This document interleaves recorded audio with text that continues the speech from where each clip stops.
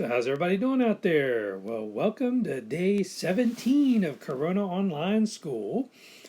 So today we're starting chapter 5.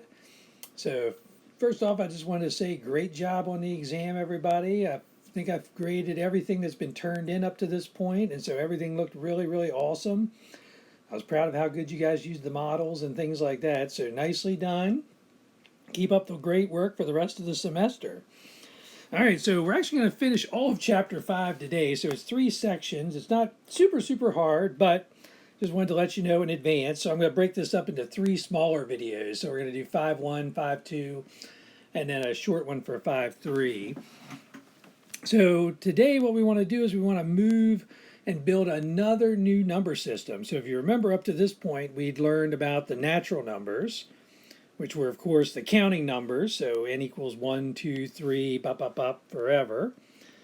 And then what we did is we took the counting numbers and we threw in 0. And so that's what gave us the whole numbers.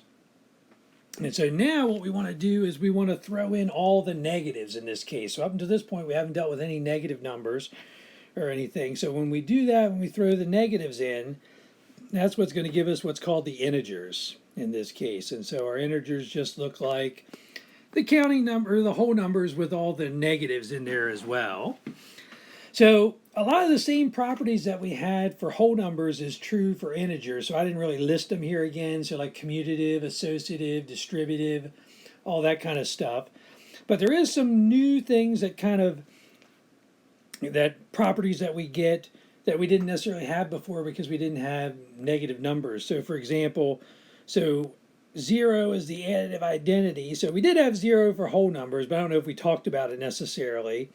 But again, the idea is it doesn't matter what kind of integer it is, whether it's a positive or a negative. If you add it to 0, it gives you the original number back again.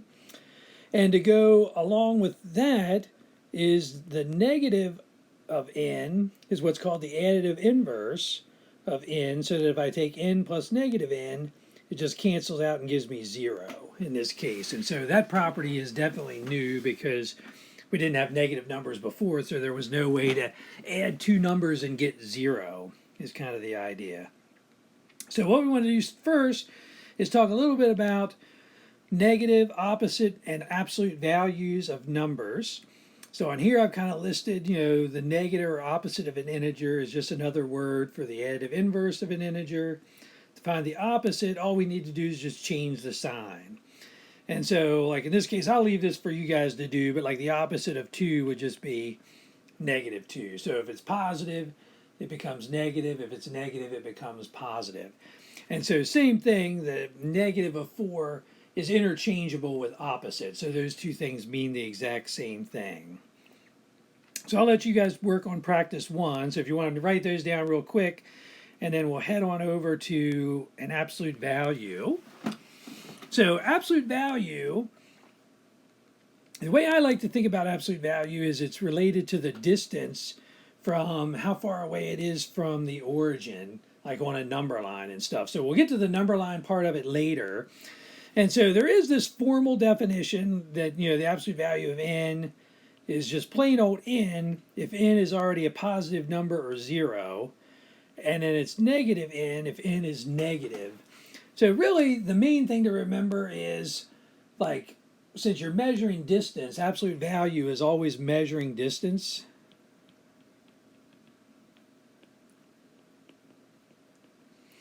Would you ever talk about being negative 3 feet from something? Not really. Like we would say we were 3 feet away or 10 miles away or 100 miles away. We would never say negative. So the idea of negatives and distance really don't go hand in hand anyway. So kind of keep that in mind.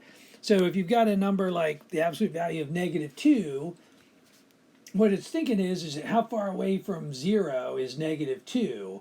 And so again, you wouldn't say negative 2, you would just say 2 in that case. So that's the way I like to think about the absolute value. I think about it as a distance. So whatever your answer is, it's always going to be some kind of positive number is the idea. So again, I'll let you kind of finish out practice 2 there real quick. And then when you're done, what we want to do is get into the fun stuff here, which is actually representing integers using 2 different types of counters. So finish those absolute values. When you're done, come on back and we'll do these guys. All right. So in this case, this is kind of setting us up for how we're going to do addition and stuff like that. Addition, subtraction. You can do multiplication and division this way. I don't really talk about it too much, but if anybody's interested, I can show you how to do it. But the main thing is what we need to do is before we can start adding and subtracting, we need to talk about how to represent numbers and things like that. So with example 1, we want to represent the number 5 using colored counters. So above, just to kind of note, we've got black counters are always going to represent our positive numbers, and red counters are going to represent our negative numbers.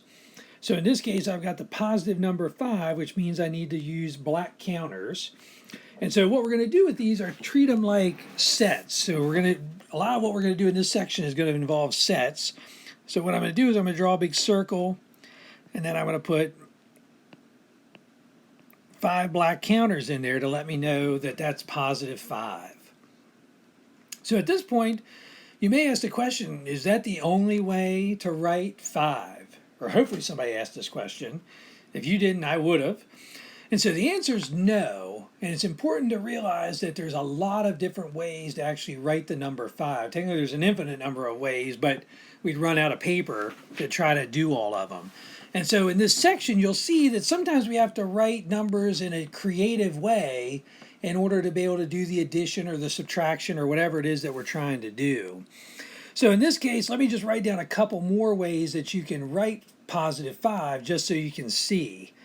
So the idea is that the main thing to remember about in this section is if I put a red counter together or a black counter together with a red counter, the idea is they just cancel each other out and essentially make 0. So at the moment, inside of that circle is really 0 because I've got 1 black, which is positive 1. I've got 1 red, which is minus 1. So in reality, if we did like the takeaway method, they cancel out. And so there's actually nothing that's in that circle. So that's kind of a weird way to represent 0, the way I wrote it right there. So the idea is, as long as I kind of pair a black with a red, I can cancel those guys out. So an easy way for me to make 5, whoops, let me get rid of that.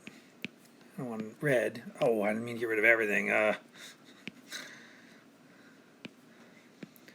So now I can just add 5 dots. So in this case, I've got 6 black, 1 red. So in this case, I've got a net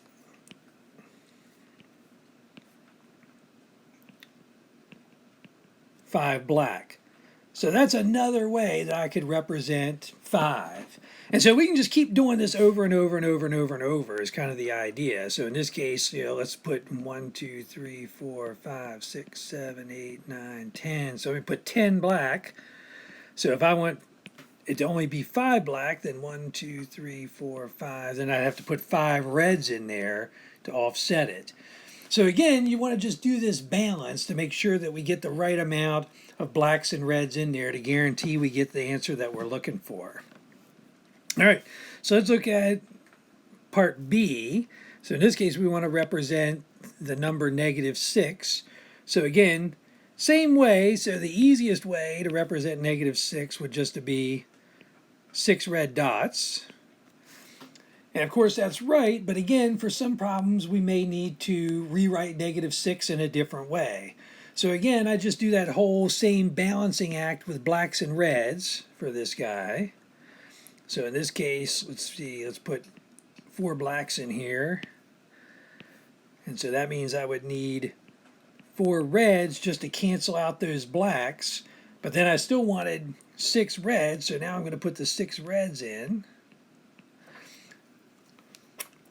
So in that case, there's another way that I can write -6. And so again, I can do this all day long. I mean, we can't run out of ways to actually do this. But again, this is going to come handy for what we want to do later. So go ahead, have you guys do practice 3. So again, what I want you to do is for each one of these, write the number that's given in 3 different ways. So the number 12, the number -8, and 0. So write each one in 3 different ways just so you get familiar with how to do them. And then when you're done with that, come on back and we're going to talk a little bit about the number line and how we can represent numbers with the number line. So pause the video at the moment, and then when you're done, come back and we'll move on to number lines. All right.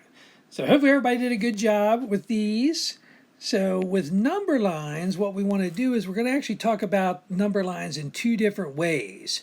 So the first way we're going to represent points on a number line is by using a position, which is basically just putting a dot down wherever the number is. So for example, part A says represent the number 5 on the number line as a position. Well, in that case, I would just go over to where 5 is on the number line, and I would just put a single dot, and that's it. So just like graphing, like on a number line, that's all we're doing when it says position, just graphing the dot. But the second way that we want to do it is we want to use our arrow to actually represent the jump. So again, we're kind of starting at 0, and we're going to jump to, in this case, -3. So in this case, since it's negative, I'm just going to use red. So again, we'd start at 0, and then what we're going to do is we're going to jump until we land at -3 in this case. And then if you want, you could just remind yourselves by saying, oh, that was a jump of 3 to the left in this case. So -3 is just 3 units away from 0, but to the left of 0 in that case. All right. Any questions or anything about the number line and how to plot the points and the jumps? All right, perfect. So 4 is going back to absolute value and just having you write down what the absolute value of each of these numbers are on the number line. So just put them all on there and then put like an A, B, C, or D above your right answer, so that way we know it's correct.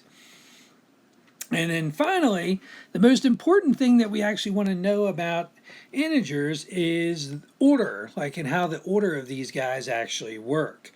And so what I've done is I've kind of given a little brief rundown of all the different symbols that we'll use. So of course, the little less than symbol stands for less than. And so if A and B are integers, then A is less than B means that A lives to the left of B on the number line. So again, I like to think of number lines when I'm thinking of less than or equal to, because it helps me kind of make sure I've got the things in the right order, especially the negatives, because typically, positives, we usually don't have a lot of trouble figuring out which one's greater or which one's less than, but negatives can be a little deceptive when you're looking at like -15 and -12 and trying to figure out which one's smaller or which one's bigger. So that's why using the number line can come in handy to make sure you've actually got the right idea and the right answer and stuff. And so again, we've got our less than, we've got our greater than. So greater than means that the bigger number lives to the right. Less than or equal to just means it's, either lives to the left or is exactly the same as B. And then finally, greater than or equal to means that A is either to the right or equal to B in that case. So I left these as practice for you guys to work on. So if you get stuck on them or anything like that, just let me know. But basically, if you want, you can use the number line, plot the 2 points, figure out which one's to the left, which one's to the right, and then use the appropriate greater than or less than. So this is just going to be greater than or less than. There's no equals to in this one. And then if you're done with that, take a little break, come back, and we'll be ready for packet 5.2. All right, well, good luck, everybody. Let me know if you have any questions.